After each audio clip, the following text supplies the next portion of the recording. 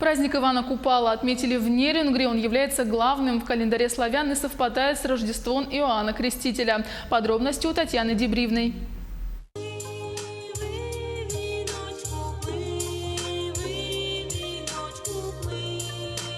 Погода на Ивана Купала в Нерюнгри на редкость удалась жаркой. Организаторы праздника постарались на славу. Гостям и участникам скучать не пришлось. Они наряжались в традиционные костюмы, надевали венки, сплетенные из березовых веток и трав, водили хороводы.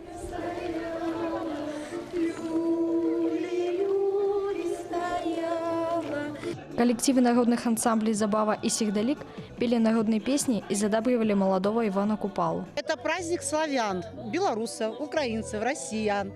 И мы хотим показать, что у нас есть одни праздники на всех.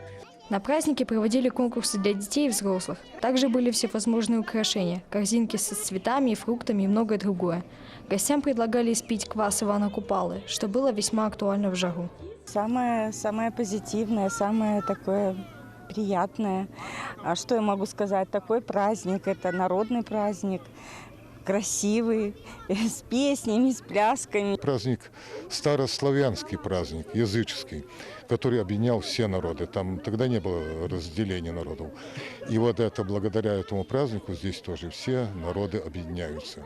Праздник этого лета, День Ивана Купалы в Нерюнгри, удался на славу. Надеемся, что в следующем году участников будет намного больше.